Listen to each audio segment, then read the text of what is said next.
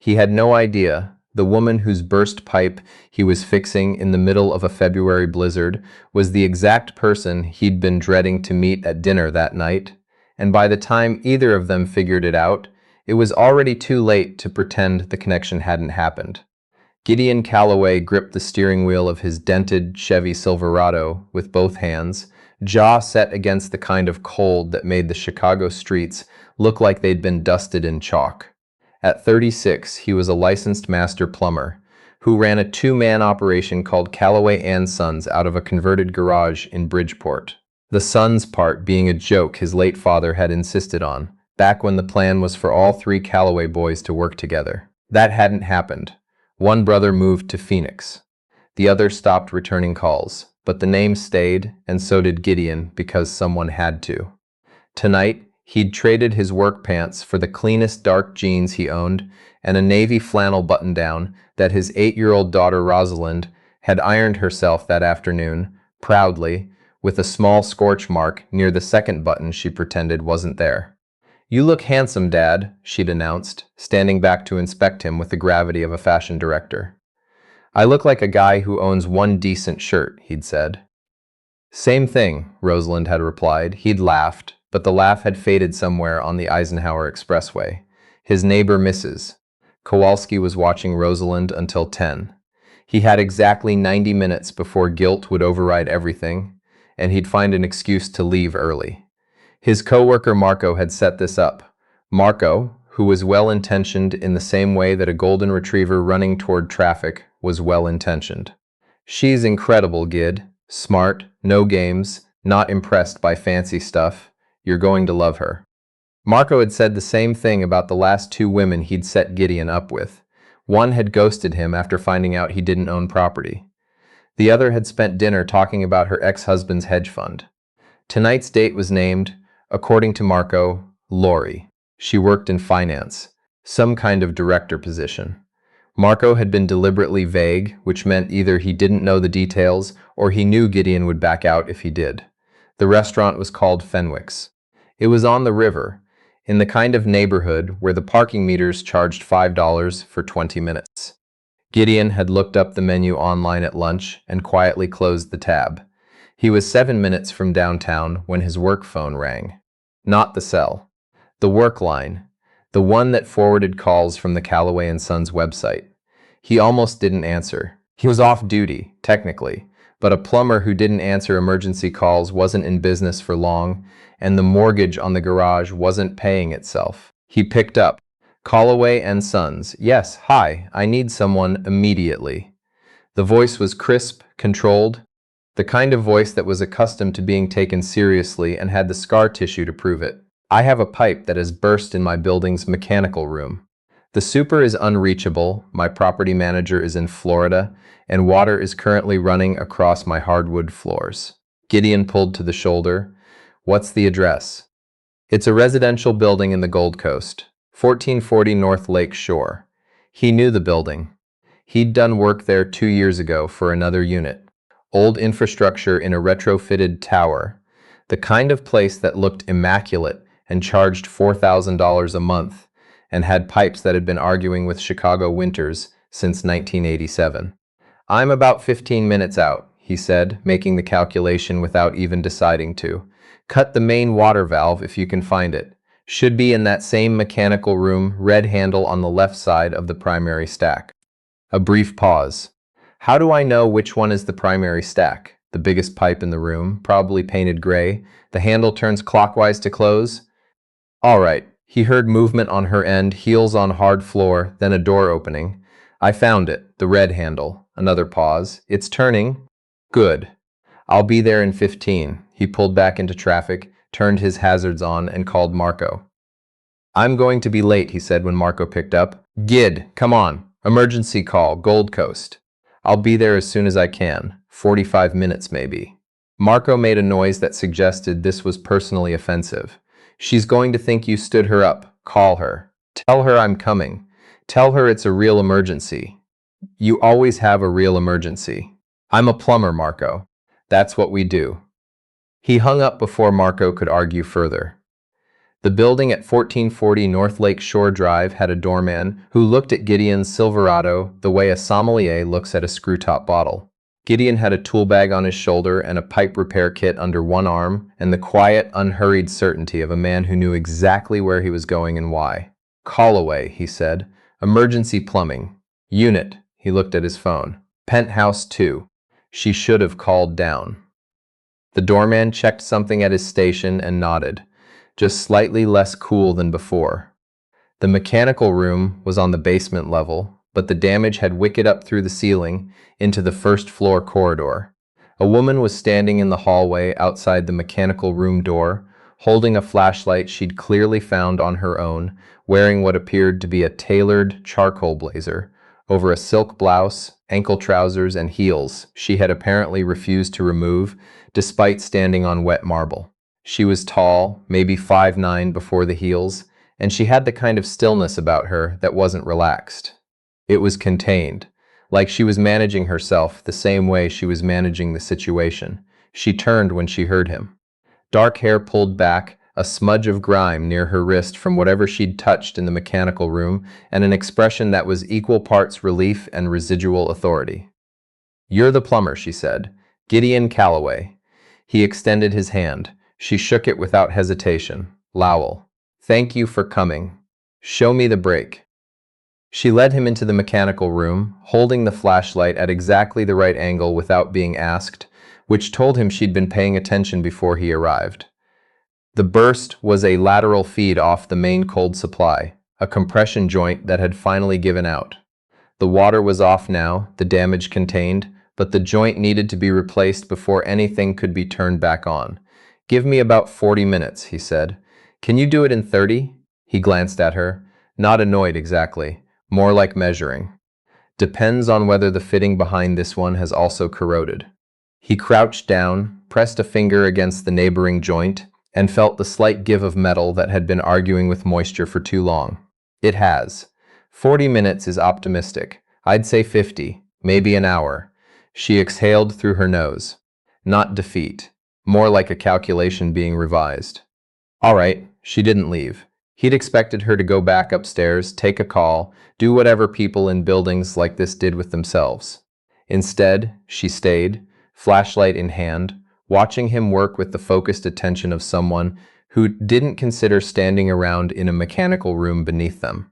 After a few minutes, she said, "You knew exactly which joint would fail just from touching it. Compression fittings on this vintage of pipe, they all go the same way. The main joint fails first, but the neighbor's been under the same stress. Once you've seen it a few times, you know what to feel for. Diagnostic pattern recognition, sure," Gideon said, "or just experience." A small silence. "I have a dinner I'm supposed to be at," she said. It wasn't a complaint, it was context. "So do I," he said without looking up. "Blind date. Set up by a coworker who means well. Are you dreading it?" He considered that honestly. "The restaurant's above my pay grade." The woman apparently works in finance, which in my experience means the first 20 minutes are a performance review. Something shifted in her expression, barely visible, a kind of recognition she quickly contained. Maybe she's just tired of the performance herself. Gideon looked up from the fitting at that.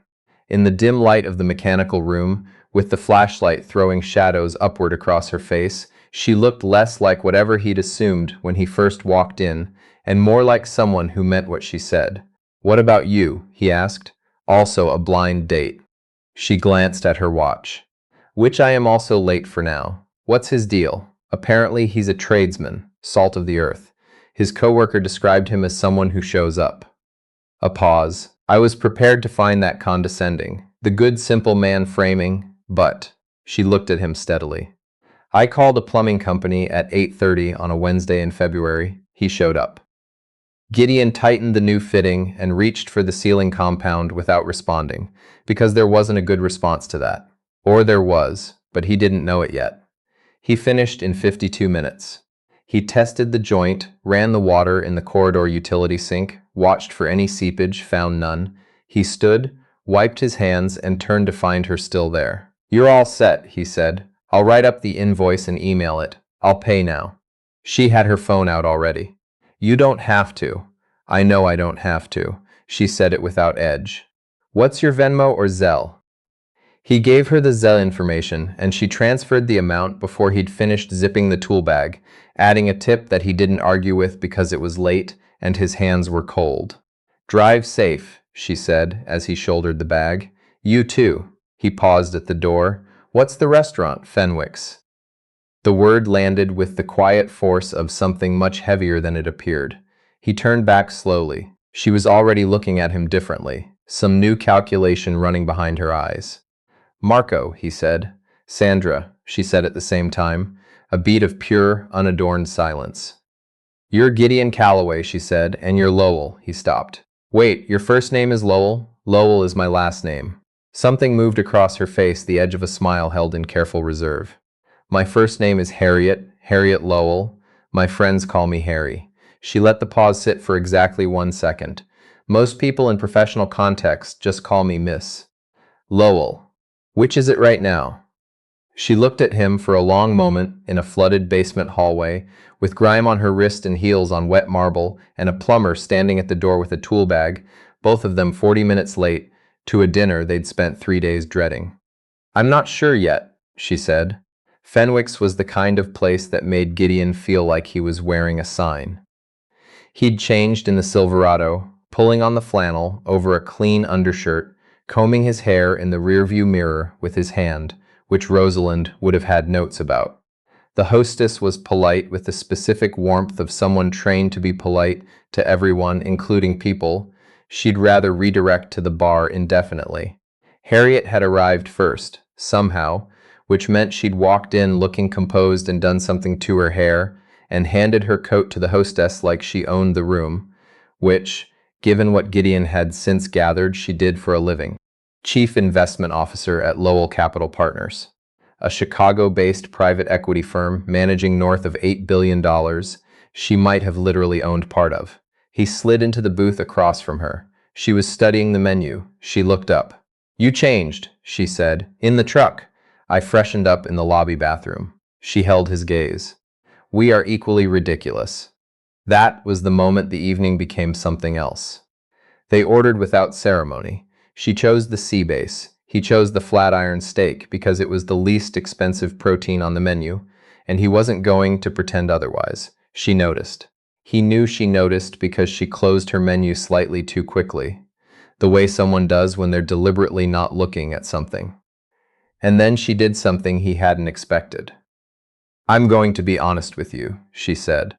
Sandra told me you were a plumber with a daughter and a small business, and that you were, quote, the most genuinely decent man she'd ever met who didn't know he was genuinely decent, which is a specific description. I spent the last 3 days coming up with polite ways to leave early.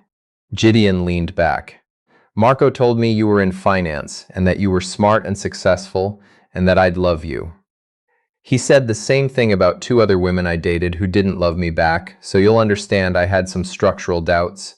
That's fair. What changed? He asked. Tonight. She was quiet for a moment, looking down at her water glass. You told me the compression fitting on the neighboring joint had also corroded, without being asked, without billing for the extra labor. You could have just fixed the immediate problem and left, and I would have called you back in 6 weeks when the second one went. It would have failed over a weekend. I know that. That's my point. She looked at him directly. You told me the inconvenient truth when you didn't have to. I deal with people all day who don't do that. Gideon had nothing to say to that immediately, so he reached for his water and took a sip and let the weight of the observation settle. Sandra also told me, Harriet added more quietly, that your daughter irons your shirt before dates. She did. There's a scorch mark. Harriet glanced at his second button. I saw, didn't say anything. I wasn't going to. The food came. They talked. The gap that should have existed between them, the one measured in net worth and zip codes, and the kinds of coffee shops each of them could afford to sit in, kept failing to materialize the way it was supposed to. She talked about growing up in a 2-bedroom apartment in Springfield with a mother who worked and a library card she'd used. So often the librarian knew her by name. He talked about his father building the business from a single used van and a phone number printed on a handmade flyer. She'd turned her library card into a finance degree and then an MBA and then a fund. He'd turned his father's van into 2 trucks and a website and a daughter who could identify a quarter-turn shutoff valve by age 7. Rosalind, he said. She's. He paused, and the pause had the shape of something tender and enormous. She's the whole reason any of it matters. The business, the early mornings, the nights I take calls I shouldn't. She's why. Harriet was quiet for a moment. How old was she when her mother left? 3. He didn't flinch saying it anymore. That had taken a long time. It wasn't dramatic. She just decided she wasn't built for the life. I think she was right about that. What she was wrong about was thinking Rosalind wouldn't remember. She remembers. She asks about her sometimes. I answer honestly. She processes, moves on. She's 8. She has things to do. A small, complicated smile. Lego engines? Mostly. Harriet laughed. It was a real laugh. It was a real laugh, the kind that caught her slightly off guard, and it rearranged her face into something entirely different from the version of her that had been holding the flashlight in the basement. They were somewhere in the second hour when a man appeared at the edge of their booth. He was in his late 50s, a tailored suit, the particular shine of someone who had purchased their way into looking distinguished. He glanced at Gideon with the mechanical disdain of someone who sorted people by their shoes in the first 3 seconds. Harriet. His voice was warm in the specific way that boardroom warmth was warm. Performance all the way down. I didn't know you were dining at Fenwick's tonight, though I notice your taste in table companions has taken a casual turn. His name was Clifton Webb. Gideon would find that out later. Harriet's expression did what it had done in the basement, locked down, contained, ice over running water. Clifton, she said, her voice dropping 2 registers. Still in the middle of the Carver Group business, I assume? He smiled the smile of a man who thought he was twisting a knife. I heard the due diligence hit some complications. Hard to keep that fund stable when the returns aren't telling the story you need them to tell. He turned his eyes to Gideon, leisurely, the way a man does when he considers himself safe. And who is your? This is Gideon Callaway, Harriet said before Webb had finished the sentence. Callaway. Webb let the name hang. And what do you do? Gideon set his fork down without hurry.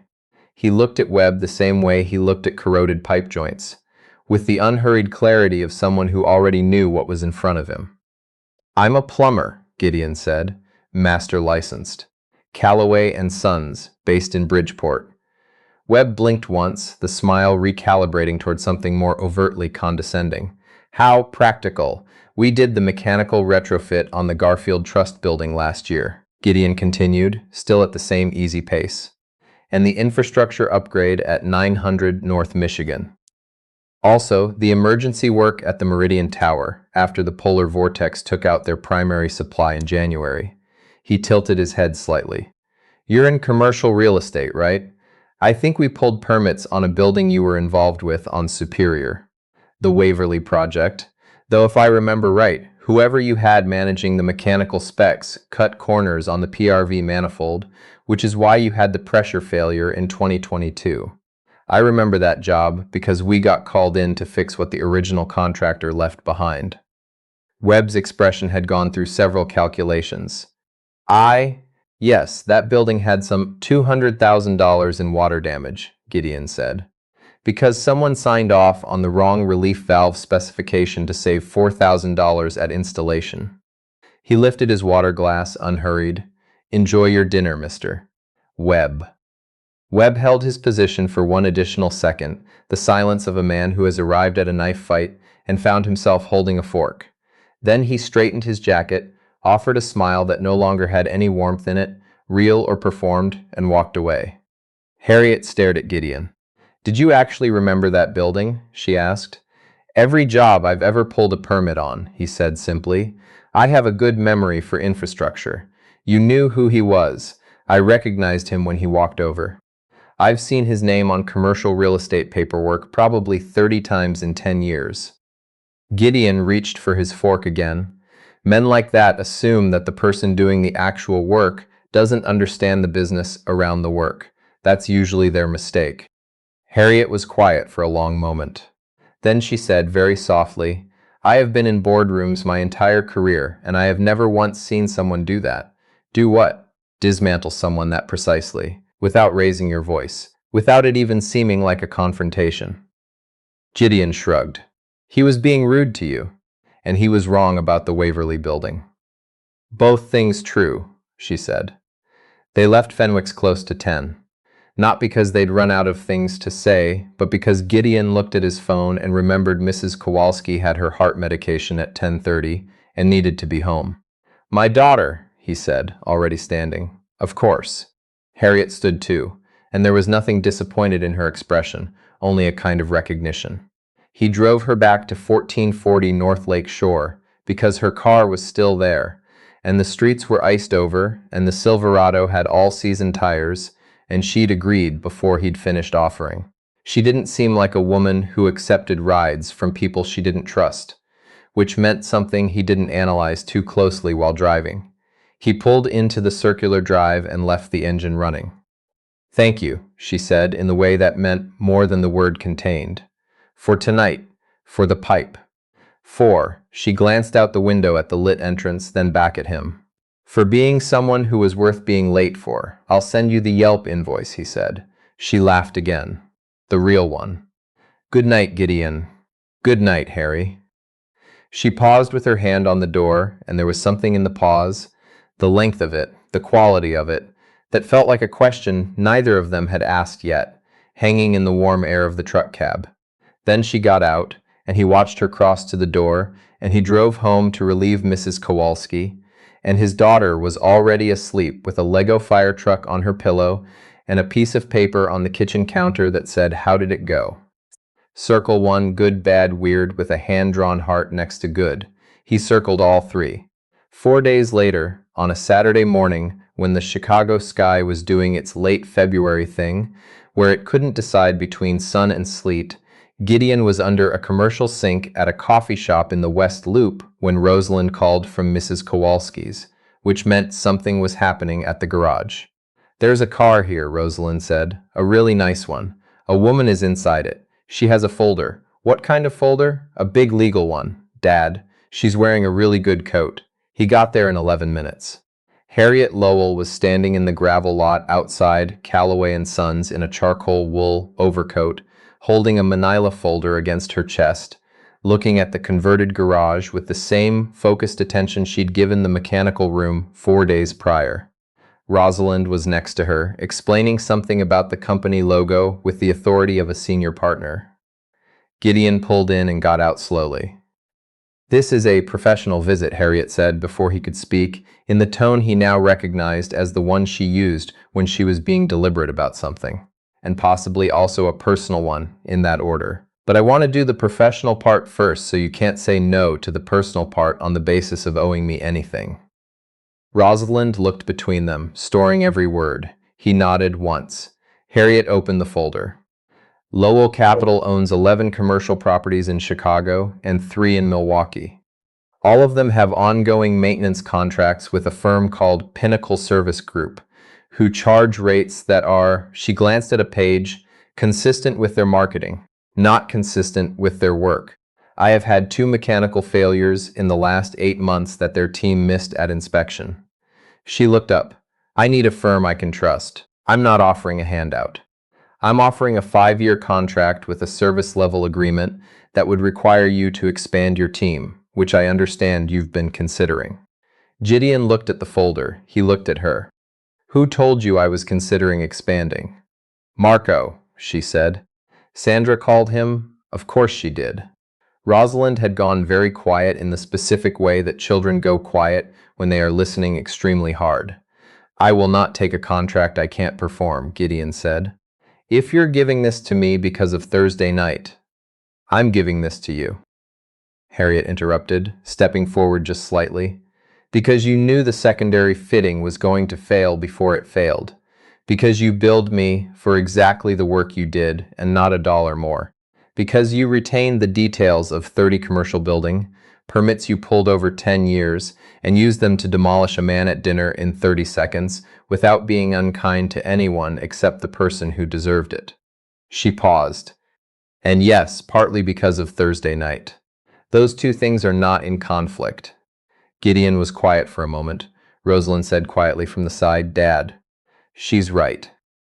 He looked at his daughter, who was 8 years old and had ironed his shirt with a scorch mark and circled all three options on a piece of notebook paper, and whose judgment he trusted completely and unreservedly. Then he looked at Harriet, who was standing in a gravel lot in an expensive coat, holding a contract she'd drawn up on a Saturday, who had stayed in a mechanical room with a flashlight because she didn't like being a passive bystander to her own problems. "I'll need to review the SLA," he said. "Of course, and I'll counter on the escalation clause. I'd expect nothing less. And there's a diner on Halsted," Gideon added. "Rena's. They have terrible coffee and an excellent short stack. I'd like to go there after, if you're not doing anything." Harriet looked at him for a moment, and the expression on her face was one Rosalind would later describe to Mrs. Kowalski as the way people look right before something really good happens. "That," Harriet said, "sounds like exactly where I want to be." Rosalind looked up at her father, and with the quiet certainty of a child who understood things the adults around her hadn't quite said yet, reached out and took Harriet's hand. Because she had decided, and because in the Callaway household, Rosalind's decisions tended to stick. Gideon watched his daughter hold the hand of the woman standing in his gravel lot on a February morning in Chicago, and he thought about what his father used to say, that the best jobs weren't the ones that looked impressive on paper. They were the ones where, when you found the real problem, you told the truth about it, where you showed up and stayed until it was done, where you left things better than you found them. He picked up the folder. "Come inside," he said. "I'll make coffee while we review the contract." "Fair warning, it's not great coffee. After Thursday night," Harriet said, following him toward the garage, "I'll drink whatever you make."